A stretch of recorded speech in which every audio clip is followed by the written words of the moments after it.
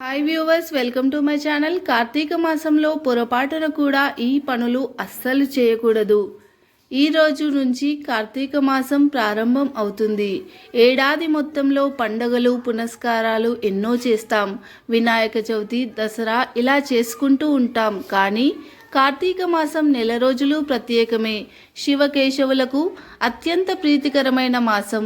మాసాలలో అత్యుత్తమ మాసం ఏంటి అంటే కార్తీక మాసం అని చెప్పాలి. మాసానం మార్గశివోహం అని శ్రీకృష్ణ భగవానుడు భగవద్గీతలో చెప్పాడు. శ్రీకృష్ణ భగవానుడు ఇలా చెప్పినప్పటికీ దేవాలయాల్లో కానీ ఇళ్లల్లో కానీ భక్తిభావం వెల్లివిరిసేది ఒక కార్తీక మాసంలోనే అని అనడంలో సందేహమే లేదు. దీపావళి రోజున సంబరాలు ఆకాశాన్ని అంటడంతో కార్తీక మాసంని ఆహ్వానించినట్లు అవుతుంది. శివకేశవులు ఇద్దరూ అత్యంత ప్రాధాన్యతతో పూజింపబడే మాసం ఈ కార్తీక మాసం. పౌర్ణమి రోజున చంద్రుడు ఏ నక్షత్రానికి దగ్గరగా ఉంటాడో ఆ నక్షత్రం పేరుతో తెలుగు మాసం పిలువబడుతుంది. చంద్రుడు పౌర్ణమి రోజున కృతికా నక్షత్రానికి దగ్గరగా ఉంటాడు కాబట్టి ఈ మాసానికి కార్తీక మాసం అని పేరు వచ్చింది.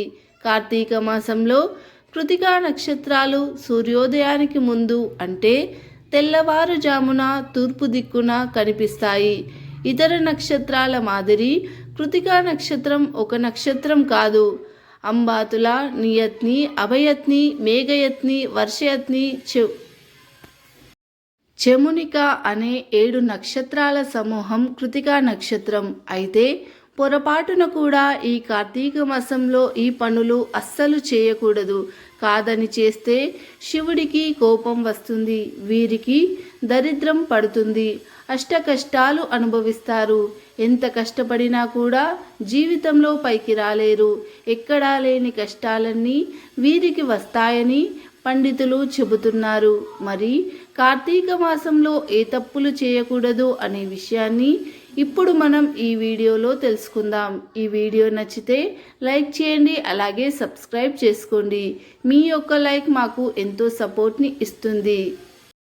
కార్తీక మాసం మొత్తం పండుగలే. బలిపాడ్యమి, భగనీహస్త భోజనం, నాగుల చవితి, ఉద్దాన ఏకాదశి, క్షీరాబ్ది ద్వాదశి, కార్తీక పౌర్ణమి మరియు కార్తీక సోమవారాలు అన్నీ కూడా పర్వదినములే.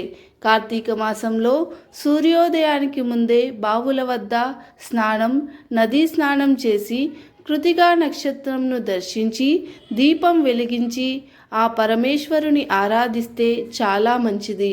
శివుడు అల్పసంతుష్టుడు. శివలింగానికి కాసిన్ని నీళ్లతో అభిషేకం చేస్తే చాలు, చాలా సంతోషిస్తాడు. శివుడు ప్రసన్నుడు అయిపోతాడు. ఈ మాసంలో అవకాశం ఉన్నవారు రుద్రాభిషేకం, మహారుద్రాభిషేకం చేయించుకుంటే చాలా మంచిది. పగలు ఉపవాసం ఉండి రాత్రి నక్షత్రాలు చూసి శివపూజ చేసిన తర్వాత భోజనం చేయాలి. సత్యనారాయణ స్వామి వ్రతం చేయడానికి కార్తీక మాసంని మించిన మాసం లేదు. అయ్యప్ప స్వామి వారి దీక్షలు కూడా కార్తీక మాసంలోనే ప్రారంభం అవుతాయి. ఇన్ని విశిష్టతలు ఉన్నాయి కాబట్టి కార్తీక మాసం ఎంతో ప్రత్యేకతను సంతరించుకుంటూ ఉంది. కార్తీక మాసంలో సమానమైన మాసము లేదు. విష్ణువుతో సమానమైన దేవుడు లేడు. గంగతో సమానమైన తీర్థము లేదు అని పురాణాలు చెబుతున్నాయి. తెల్లవారుజామునే నిద్ర లేవడం, ప్రవహిస్తున్న నీటిలో స్నానం చేయడం, దీపారాధన చేయడం, బాలశంకరుడికి నిత్యం అభిషేకం చేయడం, నుదుట విభూది ధారణ చేయడం, మెడలో రుద్రాక్షను లేదా తులసి పూసలను ధరించడం, రోజుకి ఒక పూటే భోజనం చేయడం, ఉసిరి చెట్టు కింద వనభోజనాలు చేయడం, ఇలా ఒక్కటేమిటి ఎన్నో సాంప్రదాయాలను మూట కట్టుకొని తెచ్చే పవిత్ర మాసం ఈ కార్తీక మాసం.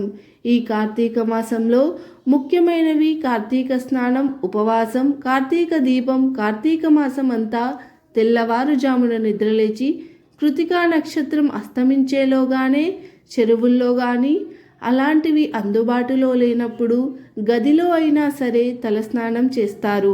దీనిని కార్తీక స్నానం అని అంటారు. ఈ విధంగా నియమంతో స్నానం చేసి శివుడిని కానీ విష్ణువుని కానీ మరి ఏ ఇతర దేవుళ్ళనైనా కానీ పూజిస్తే ఆరోగ్యాలు ఇవ్వడం వల్ల కురుక్షేత్రం గంగానది పుష్కర స్నానం చేసినంత ఫలితం వస్తుంది. సర్వ పాపాలు నశించి పుణ్యపాపాలు వస్తాయి. కార్తీక మాసంలో దీపారాధన చాలా మహోన్నతమైనది. శివాలయాల్లో కానీ ఇంట్లో కానీ ప్రాతకాలం సాయంకాలం దీపారాధన చేయడం దైవానుగ్రహం లభ్యమయ్యే విధానం. ఎవరైనా సరే ఇక్కడైనా సరే కార్తీక మాసంలో తెలిసినా సరే తెలియకపోయినా సరే దీపం పెడితే సర్వవిధ పాపాలు అన్నీ తొలగిపోతాయి. జ్ఞానము, మోక్షము, శ్రేయస్సు, ఇహమున శుభ ఫలితాలు కలుగుతాయి. కార్తీక దీపం దానం వలన నరక ప్రాప్తి నుండి నివారణ కలుగుతుంది. ఈ మాసంలో చేసే దీపారాధన స్త్రీలకు ఎంతో శుభప్రదం. అలాగే చలికాలంలో దోమల బెడద ఎక్కువగా ఉంటుంది. దీపాల వేడికి పొగకు దోమలు పారిపోతాయి. ఫలితంగా దోమకాటు బారిన పడకుండా జాగ్రత్త పడవచ్చు. కార్తీక మాసంలో తులసి, ఉసిరి మొక్కలకు ఎంతో ప్రాధాన్యత ఉంది. వీటిలో ఆరోగ్యానికి ఉపయోగపడే చాలా ఔషధ గుణాలు ఉన్నాయి. కాబట్టి ఈ రెండు మొక్కలను ఆరాధించడం వలన సౌభాగ్యంతో పాటు ఆరోగ్యం కూడా కలకాలం తోడుంటుంది. ఈ కాలంలో ఎక్కువగా ఉసిరికాయలు లభిస్తాయి అన్న విషయం మనకు తెలిసిందే. ఈ కాలంలో ఉసిరికాయలు తింటే శీతాకాలంలో వచ్చే వ్యాధుల నుంచి, జలుబు, దగ్గు, రొంప, గొంతు నొప్పి, రుగ్మతల నుంచి ఉపశమనం, అలాగే శరీరంలోని విష పదార్థాలు అన్నీ కూడా తొలగిపోతాయి. మరి కొంతమంది అయితే ఉసిరికాయల్ని మెత్తగా నూరి ఆ గుజ్జుని స్నానం చేసే నీటిలో కలుపుకుంటూ ఉంటారు. ఇలా చేయడం వల్ల చర్మం ఆరోగ్యంగా ఉంటుంది. దీని వలన ఆ నీటిలో ఉండే క్రిములు నశించిపోతాయి. చర్మానికి ఎలాంటి ఇన్ఫెక్షన్లు సోకకుండా కాపాడుకోవచ్చు. ఉసిరి దీపాలను వెలిగించడం వల్ల చాలా మంచి ఫలితం కలుగుతుంది. కార్తీక మాసంలో కొన్ని పొరపాట్లు చేయకుండా జాగ్రత్తగా ఉండాలి. అవి ఏమిటి అంటే, కొంతమంది నెల రోజులు ఉపవాసం చేసి ఒంటరి పూట భోజనం చేసి ఉపవాసం ఉంటారు. ఇది మంచి పద్ధతే, కానీ అందరూ కూడా వంటిపూట ఉపవాసం ఉండకూడదు. ముఖ్యంగా అనారోగ్య సమస్యలు ఉన్నవారు, వయసు పైబడిన వారు, చిన్నపిల్లలు ఉపవాసం చేయవలసిన అవసరం లేదని శాస్త్రాలు చెబుతున్నాయి.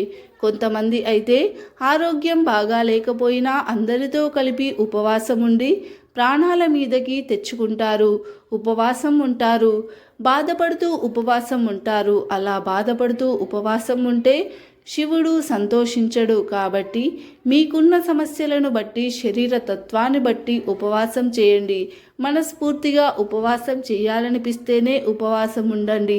అలాగే మీరు బాధపడుతూ మీ శరీరాన్ని బాధపెడుతూ ఉపవాసం చేయకండి. అలా చేస్తే శివుడు సంతోషించడు. ఈ కార్తీక మాసంలో అబద్ధాలు ఆడకూడదు, ఎవరికి ద్రోహం చేయకూడదు, పాపపు ఆలోచనలు చేయకూడదు, దైవ దూషణ చేయకూడదు, భార్యాభర్తలు గొడవ పడకూడదు, పిల్లలు గొడవ పడకూడదు, ప్రశాంతంగా ఉండాలి.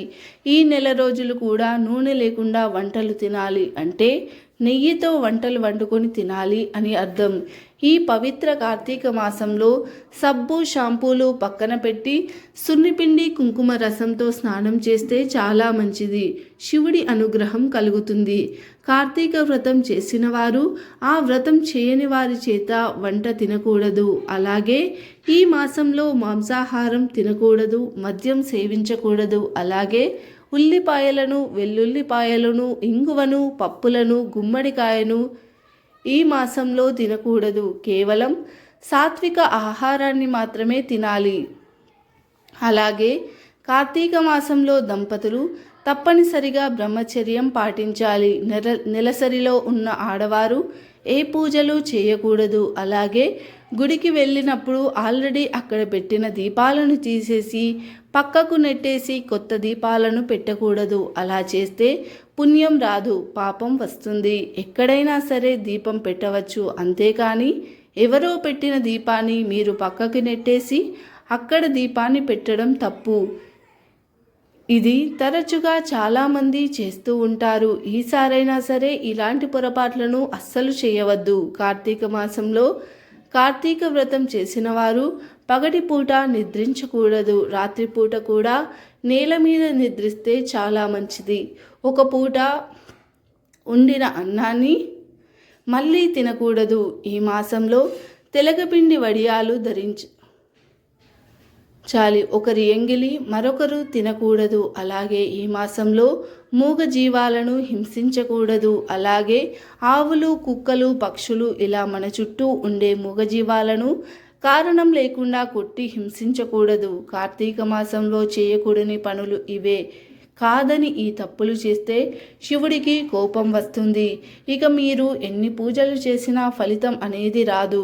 కష్టాల పాలవుతారు. దరిద్రం వస్తుంది. కాబట్టి పవిత్రమైన కార్తీక మాసంలో ఈ తప్పు చేయకుండా జాగ్రత్త పడండి. ఈ వీడియో నచ్చితే లైక్ చేయండి, షేర్ చేయండి.